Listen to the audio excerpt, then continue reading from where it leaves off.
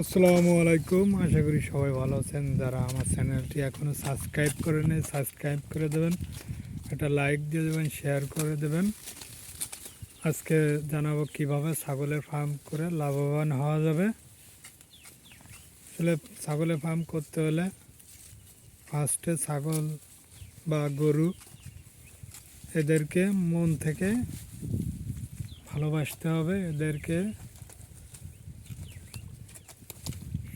ভালোভাবে এদের পিছনে ভালোভাবে শ্রম দিতে হবে। এদেরকে মনে করতে হবে এটাই আমার সব, এটাই আমার সব কিছু। মনে প্রাণে এদের সাথে মিশে যেতে হবে। এরা কি চায়, কি করলে কি হবে, এগুলো ওদের ভাষায় বুঝতে হবে। ওদেরকে কি খাওয়ালে বা কোন রোগ, এদেরকে ভালোবাসতে হবে। এদেরকে ভালোবাসলে আপনি লাভবান হতে পারবেন। আর আপনার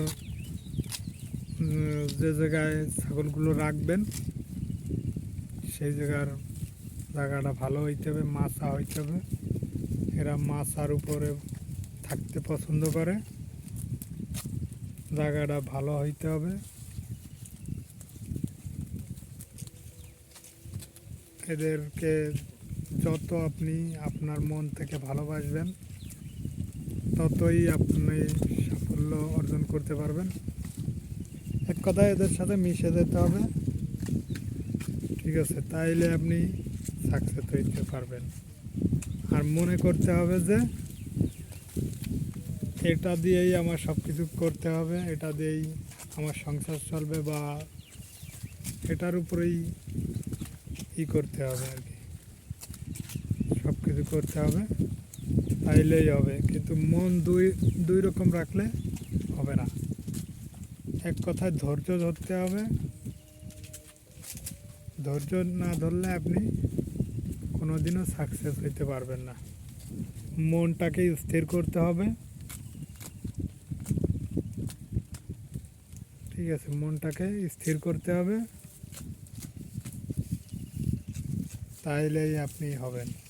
আর নয় আপনি দেখা যাচ্ছে যে এত কষ্ট করে কেনা, এই বিভিন্ন ধরনের চিন্তা করা যাবে না। কিন্তু একটাই চিন্তা, এদের থেকে দিয়েই আয় করতে হবে, এদের দিয়েই উন্নতি করতে হবে। তাইলে আপনি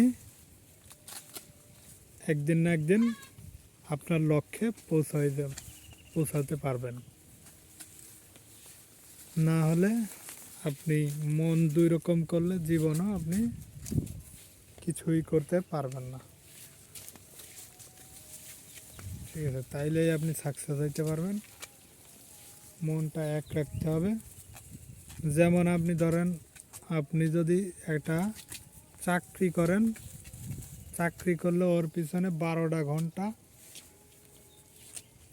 করতে হবে, শ্রম দিতে হবে, মালিকের কথা শুনতে হবে। বিভিন্ন একটু কিছু হইলেই আপনার গালি শুনতে হয়, বিভিন্ন কিছু শুনতে হবে। তাই আমি বলবো ছাগলের প্রচুর লাভ, যদি আপনি ধৈর্য ধরে করতে পারেন, ঠিক আছে?